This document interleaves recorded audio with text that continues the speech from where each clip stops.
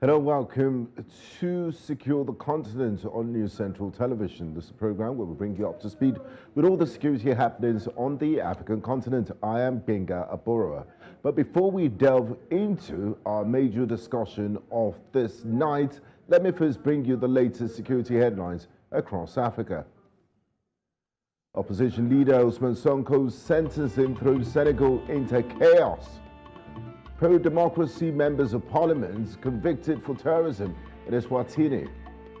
The Democratic Republic of Congo and the International Criminal Court cooperate to fight against crimes. And Burkina Faso and 6 other African countries listed in the world's most neglected crisis. Don't go anywhere. I will be right back after this.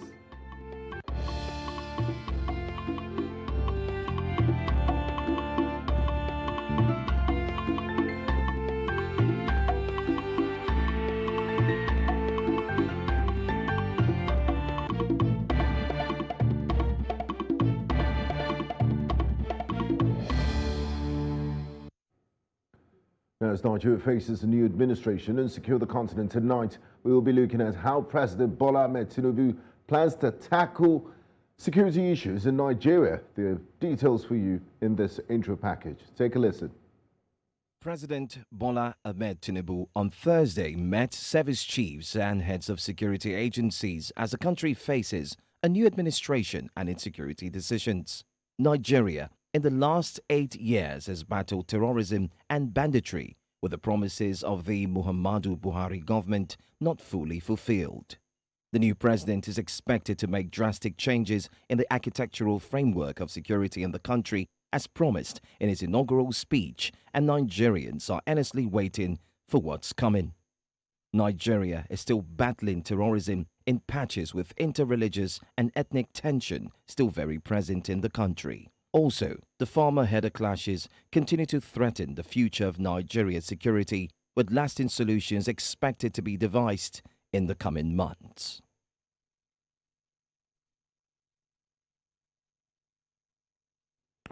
Now, joining me tonight on Secure the Continent, I have Adekoya Onyekachi, a security expert, joins us from Lagos, Nigeria. Also have Abdul Mahmoud, a lawyer and public affairs analyst, joining from the nation's capital, Abuja. Both gentlemen, thank you very much for joining me on the program. We're happy to have you join us tonight. Thank you for having me. Good evening to the viewers. Good evening. Now, I'd like to start with you, Adekoya.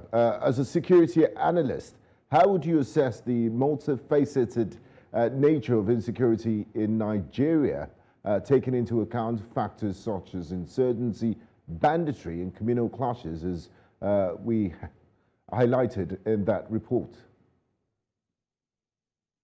Yeah, I think it's the description you gave speaks for itself. It's a multifaceted, hydra-headed, widely dispersed array of problems that we have. And that's just what it is. And insecurity has morphed over the years. From Nigeria's independence, we've been quite at home with one insurgency or the other, multiple riots. Armed banditry is not new. It has been there since as long as the 1920s, 1902, when you had the Mahadist insurgency. So we've gone full-scale civil war. We've come back to one form of insurgency in the southeast, south-south with the Niger Delta militants. We've seen the fate of Boko Haram, ISWAP, ISIS, and now it's just all over the place, kidnapping for ransom in every part of the country. So it's hydra-headed, greatly dispersed. It's a wicked problem, and wicked problems are typified by the fact that they don't have a single silver bullet with which you can solve the problem. So that's my assessment of the complexities of the challenges that we have at hand. Thank you, Adekoya. Now, Abdul Mahmoud, there's a new sheriff in town. Nigeria has a new commander-in-chief of the armed forces, although he has no background in the military. And also, looking at the former immediate past head of state, General Muhammadu Buhari, he did prove that the hood does not necessarily make the monk. Now, drawing from historical data and your expertise, what are the key challenges that President Bola Ahmed Tinubu's administration might face in effectively addressing and curbing Nigeria's escalating security crisis? And does the fact that it doesn't have a military background, does it really count in this matters?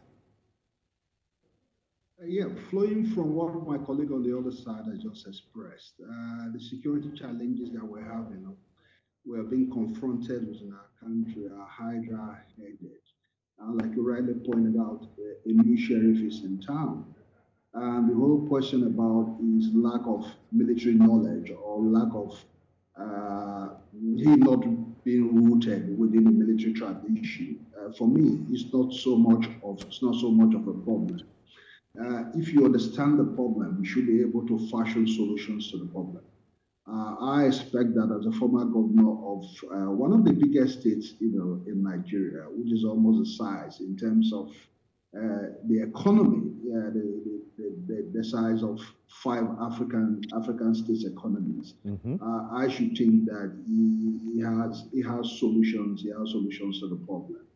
But I'm not pretty encouraged considering the circumstances we find ourselves. We are talking about kidnapping, banditry, armed robberies, and all sorts across the length and breadth of our country. We are not talking about the challenges some of these problems pose, to human capital. For a government that has not civilly settled, to take off with the oil subsidy issue the way it has taken off. It also shows that he does not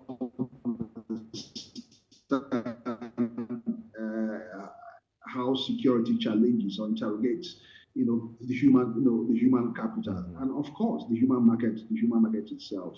My worry is this: we're creating new dimensions to the security challenges we have in our country, with the oil crisis biting hard, industries folding up, companies not producing optimal capacity here, retrenching workers. And once you send people to the already bloated unemployment market, or call it industry, people will look for outlets for survival. And one outlet for survival that we have seen in our country, is kidnapping. And once you view this problem against the weakness of the nation state itself, we just have to admit the Nigerian state is weak. It is a state that has not been able to fashion a solution to the question of banditry, in northwest of Nigeria, of terrorism, in the northeast. For over 20 years, we've been dealing with the problem. And we're also dealing with a nation state whose military infrastructure, is not up to it. I have empathy for him. He's a civilian of the progressive hue, quote unquote. How he addresses some of these problems are yet, is yet to be seen. Thank you, Abdul Mahmoud. Talking about addressing some of these issues, Adekoya, the fact that the Commander-in-Chief met with the service chiefs in the first 48 hours since the swearing-in, how much of an impact and how much seriousness does it show on his part, to tackle security issues head on? And one of Tinubu's strategies is to bring to the fore a bold, no-nonsense crime prevention reform. Do you have any details of the feasibility and potential impact of this proposed establishment of highly trained and disciplined anti-terrorist battalions called Abat and combating non-state actors and their activities? Do you have any information with regards to how this will be constituted and how much of a difference it will make in tackling security issues in the country? Well, I think you have put a lot of questions into a very compound. Yes. So we'll start from the meeting with the service chiefs, and then we'll move on. Okay, absolutely. Spot on. The man himself is not a stranger to security. He's been in bed literally with them all his life since his foray in 1999. I know he has a retinue of some services he also retained even after leaving office. So I think he has a fair sense of how intelligence works. From what we know, he also has his own network for gathering information and intelligence. What is most significant is that he's taken a very business-like approach to security. And sometimes we kind of mystify the concept of security. Security most times just requires very commonsensical actions. So you first don't thing need is to done. have been a former military personnel. No. Yes. No, not at all. Not at all. Not at all. Case in point is the man who just left office. He retired as a major general, and I would not say more than that. So it just goes to show what we argue. The Minister of Defense, retired military, NSA, retired military. It's been like that for how many years? And we're making the case to say enough of these ex-military people within the cycles of national security. The office of the NSA should not even have an ex-military officer there. The NSA is the chief intelligence officer of the country. And, you know, by the mere nature of gathering intelligence, you must be accessible, you must be in the society, you must blend in, you need to also have good assessors. The part of training is very important because every organization is only as good as the people it has. And the man has come as a human capital manager and says, you know what, we would invest in training. And if you look at the curriculum of the Defense Academy, the Police Academy, the EFCC, the NDLEA, we're not even up to scratch. You can look at the way a university system works and how the learning in society goes. And that will mirror what is going on at the various academies that we have. So you cannot overemphasize the need for training and retraining because it helps you keep your fighting force in a very drilled state, giving them the best of learnings and how things are done and evolving in this very fast-paced world that we're in. As to the question of the counterterrorism strategy, yes, we already have a lot of infrastructure in place to deal with counterterrorism. Now, what is new that I would suspect that we may begin to see? Yes, he has a clear idea. If you see how he set up RRS, so he has an idea of response. The biggest problem that we've had is that we have personnel, but we don't have the logistics to move them to the action. So if you have 400,000 fighting force and the vehicles that you have can only move 50,000, it means you have incapacitated over 350,000. So logistics is a big problem. Before this whole talk about ISR capabilities, intelligence, surveillance, reconnaissance capabilities, and all the whole new precision weapon systems that we should be having, that's very important. But the mere logistics of moving your people to the action where they should be is very, very critical. And the way Nigeria is set up, even this president can. Lost it. We kind of lost your audio. Yes, I can hear you now. Go ahead, please. Adekoya, you could go ahead, please. I can hear you loud and clear. Okay, we seem to be having some technical issues with our connection. We'll go on a quick break and sort the issues out, and when we return, we'll continue our conversation looking at the road ahead when it comes to security in Nigeria under Nigeria's new Commander-in-Chief of the Armed Forces, President Bola Ahmed Tinubu. Do stay with us. We'll be right back after this break.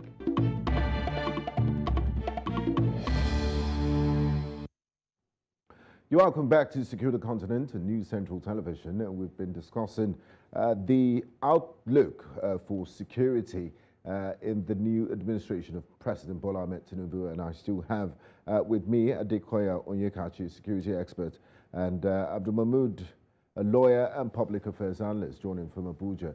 Now, Abdul Mahmoud, before we went on that break, I was asking you a question with regards to what the Constitution of Nigeria says, and in terms of change of personnel, is the president obliged to change security chiefs, the heads of security agencies, as he does with the ministers from the last administration?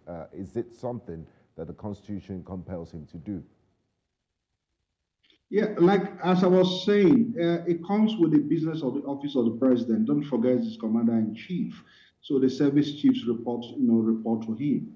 The movement of security wherewithal, logistics that Adekoya spoke about, operational matters within the purview of the service chiefs.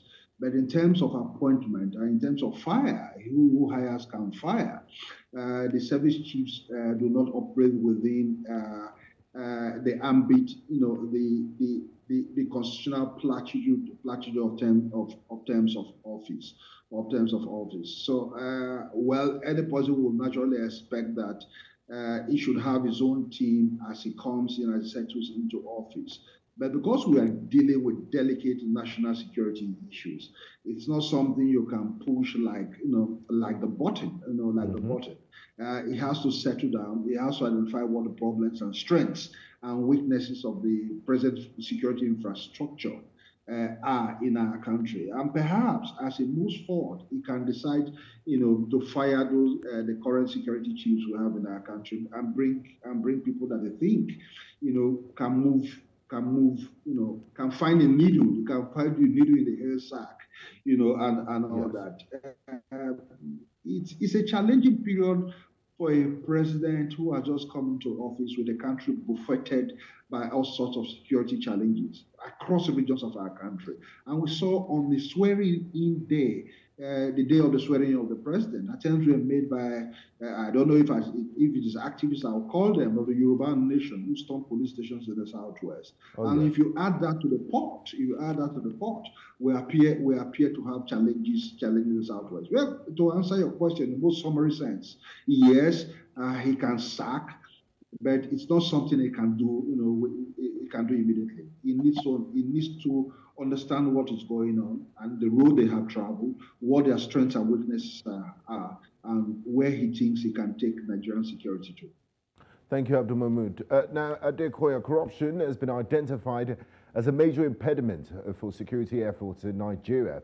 How can President Tinubu address this issue within the security sector and ensure greater transparency, accountability, and integrity? Because he will have a mammoth of issues that is dealing with, and he can't just focus on one area. As President and Commander-in-Chief of the Armed Forces, his table would always be full. So how can he how can he perform his functions as president and still ensure that there's limited or little to no corruption within the armed forces? Very tough order. Let me just tell you at no cost that he cannot eradicate completely the issue of corruption in public procurement, particularly in the defense sector. Now, what has been happening that the former president tried to do was to institute a country to OEM, or what you call the original equipment manufacturers, or country to country purchases when it comes to hardwares and certain systems that the law enforcement would require. So that's what government has tried to do to remove the middleman syndrome, and then to also ensure that at least it can deal a bit with the issue of corruption and the overbloating of the budget. That's on the one hand. I think the public procurement bureau is there, the EFCC, ICPC is there. Maybe the administration wants to cooperate a bit more with budget seats, but also remember that not everything in the defense sector you can put out there in the public domain. Some of them are classified information, yes.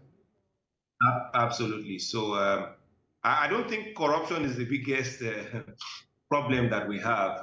The West is fantastically corrupt. It's just that they know how to manage their own issues, and they have a way of labeling it as maybe lobbying as different things. But if you look at the Russia-Ukraine war and the amount of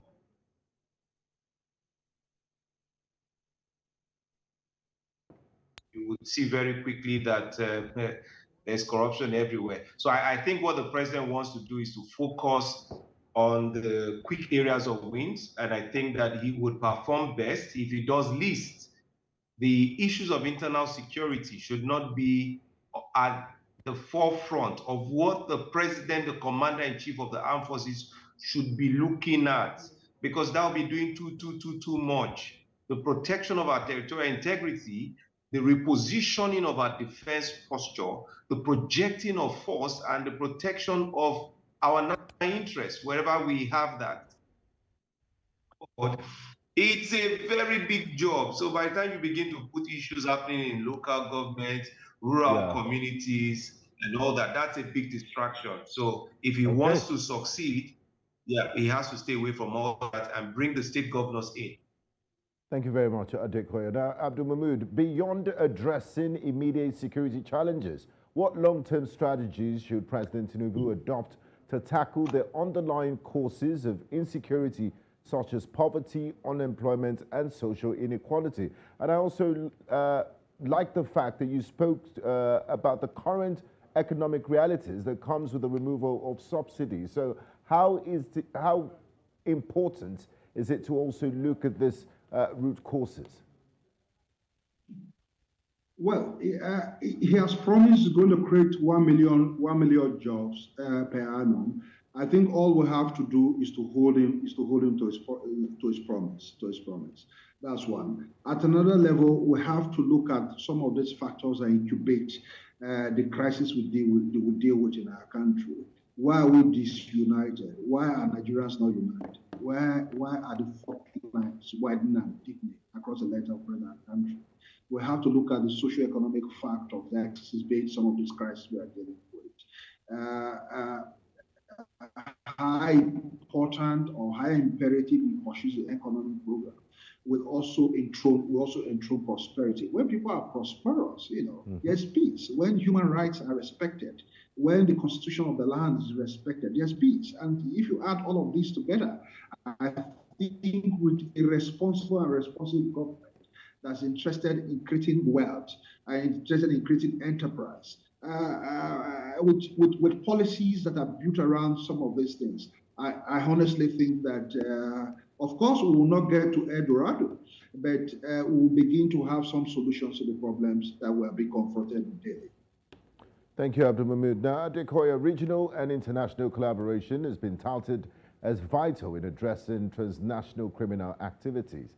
How can President Tinubu effectively engage with neighboring countries and international partners to foster cooperation and jointly tackle security challenges? And how much does Nigeria as a country leverage in the international community to help solve some of its security challenges? Because I'm aware of Operation Flintlock. There's some exercises that go on between friendly nations and, of course, the visits of friendly naval forces. But beyond that, how can they be more active within the security architecture? What can we learn from them, and how can we apply it to Nigeria in order to have a more peaceful and secure nation? Yeah, thank you for the question. Very, very fantastic and very important question you have asked.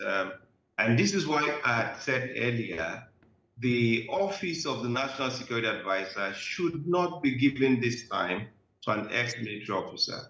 Perhaps we should consider somebody from Foreign Affairs, an experienced diplomat who's been a career diplomat. Because you see, you can't do your national security without international partners and international diplomacy, which is why in that office of the NSA, you have the National Security Agency that deals with foreign threat. Under that office, the DIA, Defense Intelligence Agency, and of course the Department for State Security Services. You see, a very important office, very important. And international diplomacy is a very important component in dealing with the issues, because you are only as secure as the security that prevails in your near neighbors. And whatever is happening in Ghana affects us, Benin, Togo affects us, whatever is happening in the African continent. So you need to be able to play in that space very adaptly with tact to know how to navigate the landmines, because we have to shift now to a multipolar world. You have the BRICS nations, you have NATO, the EU, there's so many interests. And if you are misaligned, you won't get the needed equipment, you won't get the transfer of technology, you won't get cooperation intelligence, and sometimes some of these insurgency you see are black market operations by foreign interests, destabilizing of some countries in Africa or in some parts of the world also furthers the interest of some other countries in some parts of the world. So managing those interests can be very delicate. And if you mismanage it, the case of Libya happens, or Iraq, or then Ukraine, and you can just have a crisis fall on your lap that's mismanaged. So absolutely, international diplomacy is very, very, very, very important. And it almost affects national security by over 80%. And that's why that office of the ONSA, we must consider this time. It's no longer the time where you have this regimentation. We must have a policy-driven, strategic approach to our own national interests in Africa, in the world, in the UN, and then managing the subterfuges, subversive agents that you can have at your doorsteps if your interest is not properly aligned. So very important question you have asked, and absolutely there is that linkage between international diplomacy and your national security. So getting the appointment right is the way the president goes forward and avoids trouble and then pulls us out of trouble, would be my very general speak, because there are certain things we can't go into on air.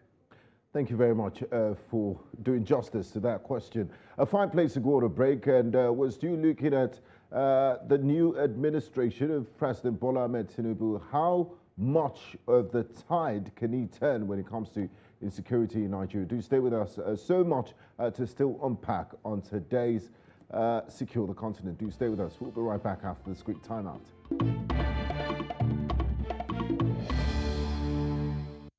Thank you for staying with us. If you're just joining, this is Secure the Continent, and we've been discussing how the Tinubu administration plans to tackle insecurity and other related issues in Nigeria. We still have on the program Adekoya, Onyekachi, a security expert, join us live from Lagos, Nigeria, and also Abdul Mahmoud, a lawyer and public affairs analyst. Now, Abdul Mahmoud, trust between security forces and local communities is crucial for successful security operations.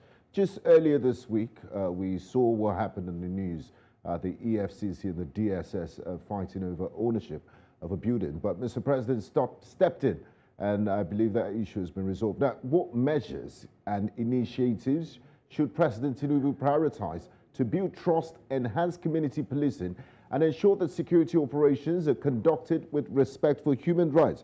Because you said earlier on the program that there is peace when human rights are respected.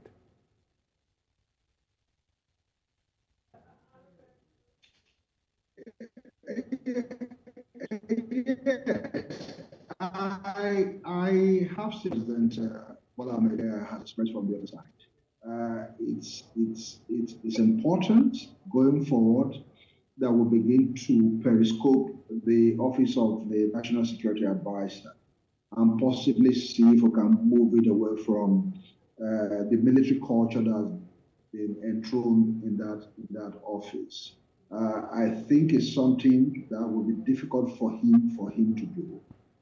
To depart from a culture that is almost as old as Nigerian's democracy, and coming from somebody who is not rooted in the military tradition, there will be resistance.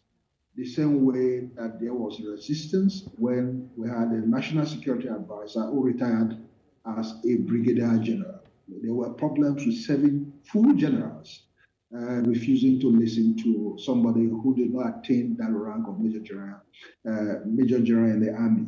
That's a problem he has to deal with. And 2, it has to look for a way to create some synergy between the armed forces in terms of intelligence sharing, in terms of operationalizing a common operations, a common approach to military operations, particularly in the frontiers of boundaries. And more importantly, create some sort of strategy, political awareness that lies at the heart of what he tends to deliver as as the president of Nigeria. And more importantly, my colleague on the other side talked about corruption in the armed forces. If he can put a handle on it, and he himself is hampered by it because there has been all sort of allegations of corruption against his person.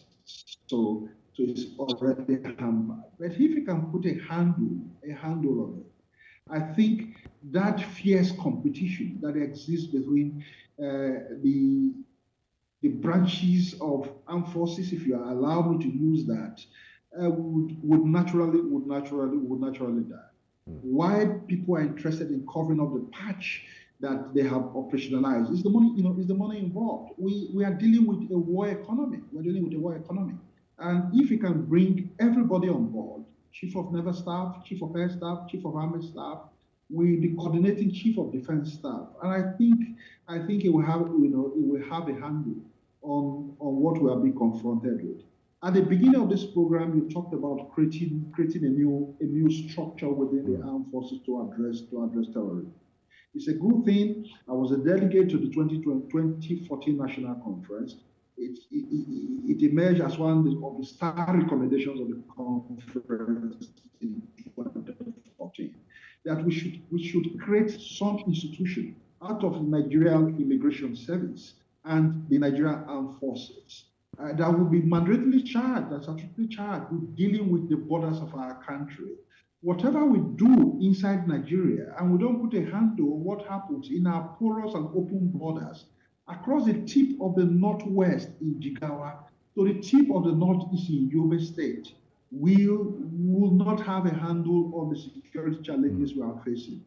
At the closed house session, as a member of the National Conference, the then CG of the Nigerian Immigration Service, Controller General, for those who do not understand what CG is, told us delegates that between Secretariat, a place somewhere in Jigawa, to a community in Yobe State, we have 4,419 open spaces that people can walk in and walk out across the length and breadth of our country.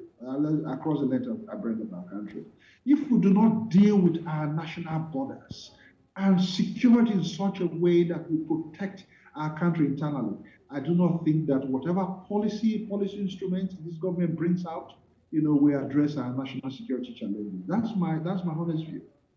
Thank you, Abdul Mahmoud. Now, Adekoya, technological advancements can play a significant role in enhancing security capabilities. We've seen what the Turkish drones did in stemming the tide when the Tigrayan forces were advancing to Addis Ababa a few months ago. Now, what specific technologies or innovation should President Tinubu prioritize to improve intelligence gathering, surveillance, and response mechanisms? Yeah, I don't think that a lot of us know how much sophisticated systems that Nigeria currently has in terms of signals, intelligence, humans, and of course, onset. I think where we seem to be lagging a bit is in the area of overhead surveillance. And the Air Force has procured a number of air platforms. There are platforms procured for the Navy. I think that if the president reads the handover notes, he will see the direction. We don't have the space domain yet as an area of interest. So the major areas of interest we'll have are for signals, signal intelligence, and of course, the domain of the NIA. and perhaps the DIA. And Now, these so agencies. for laymen watching this program, Nigerians would think, if you can fly a drone to operate cameras and, for leisure's sake, why is kidnapping and tracking kidnapping so difficult? Why can't you just use drones to geolocate them and then send in a response team to deal with it? Okay, permit me to chuckle a bit. Yeah, it's not as simple as that, right? Yeah. It's very simple actually, but it's also very interesting. Um, the Nigerian intelligence agents have not told you that they don't know where these people are. That's why I'm laughing. There is no local government that does not have a DSS station officer. There are no signals within the Nigerian airwaves that we cannot do something about. We have equipment, we have a certain level of sophistication. If you had listened to me earlier, I talked about the ability to bring your people to the place of action, to bring them in safely and take them out safely. So some of the issues we have are, yes, equipment problem, but then there are logistical problems. If you talk about drone systems and precision weapons, we now have some of those. We don't have them in the number that we should have them. But you also have to look at the issue of collateral damage. You pick up on a bandit camp, but there are also civilians there. You release a missile there, you kill the bandits, you kill the civilians, you've achieved nothing. So there are also some set constraints.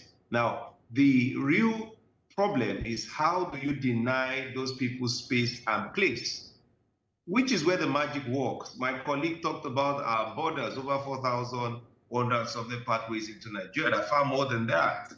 You can't put drones everywhere. America's border is not all covered by drones. Not even Russia that has an integrated overlapping air defense systems. Drones are still getting in. Drones will do what they will do. Human intelligence will do what they will do. Local policing structure will fill the gap. We have to bring the local government into the security program. Crime happens in the local government, in the remote communities. The local government chairmen, some of them are in the state capital. They don't see themselves as the chief security officer of the local government. The state governors don't see themselves as such. So it's not just a systems problem, it's a program. So there's an all of government problem that has to be resolved. And just what I want to say is that this president will also fail if he doesn't very quickly bring in the state governors and facilitate the state police. It will interest you to know that when the Police Act was being reworked and reviewed, the State House of Assemblies themselves did not support. So all the clamor of the state government or state police, they've not put their money where their mouth is. And until the president nudges them to that part, he will fail because the federal government will be doing too much and they will not be able to specialize at anything. Okay. Thank you, Adekoya. Now, Abdul Mahmoud, how do you anticipate the current security situation in Nigeria impacting foreign direct investment, economic development, and social stability? What strategies can the President Tinubu implement to mitigate these negative effects and attract investment? Because, commonsensically, there's nobody that would want to invest in an unstable and unsecure environment.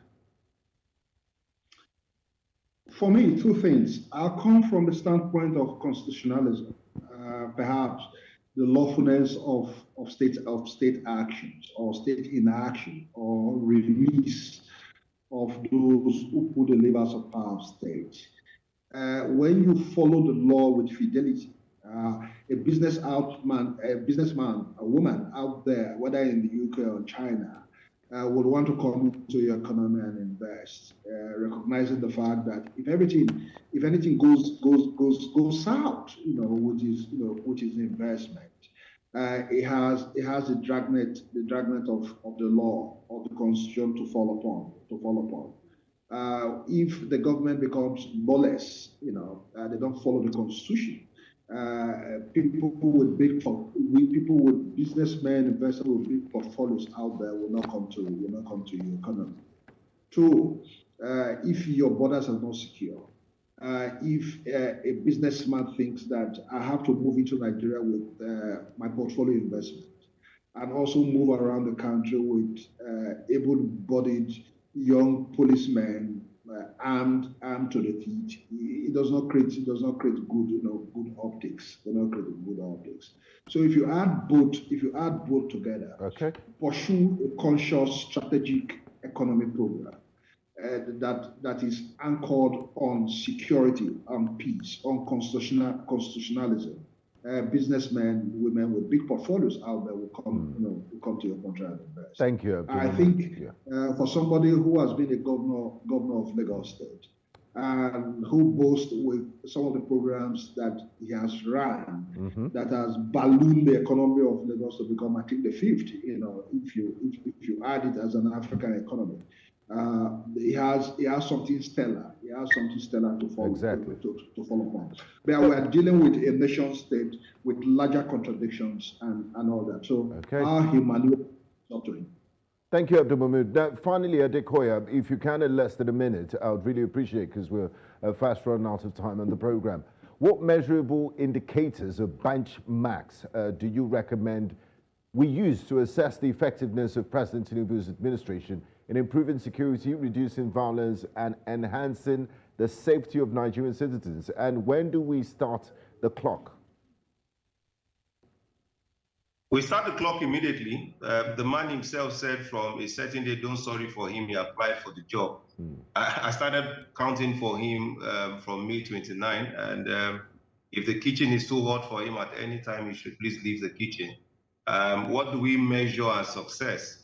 If he fails to get the governors to take their fair share of the burden of our national security, that for me will be a complete failure, because that would mean us doing the same thing over again, expecting a different result. So he has to use his political leverage and clout to move the Police Act and get state policing. Thank you very much, Adekoya Onyekachi, security expert, and also Abdul Mahmoud, lawyer and public affairs analyst. It was an absolute pleasure speaking to you both, gentlemen, and I do appreciate your insights and your contribution to the program. Thank you. Thank you. And from our discussion tonight, President Bola Ahmed Tinubu should prioritize collaboration and coordination among security agencies to enhance intelligence gathering and sharing. His government should also invest in modernizing the security forces, improving training and equipping them adequately to effectively combat insurgent groups, banditry and other criminal activities, implementing the community-oriented policing initiatives, fostering trust between the people and security forces, and engaging local leaders would also be crucial. Additionally, President Tinubu should prioritize addressing the root causes of insecurity, such as poverty, unemployment, corruption, through social economic development programs and job creation initiatives. Thank you for being a part of tonight's Secure the Continent. Remember to stay safe all the time. I am Gbenga Aborowa. See you next time on Secure the Continent. Bye-bye.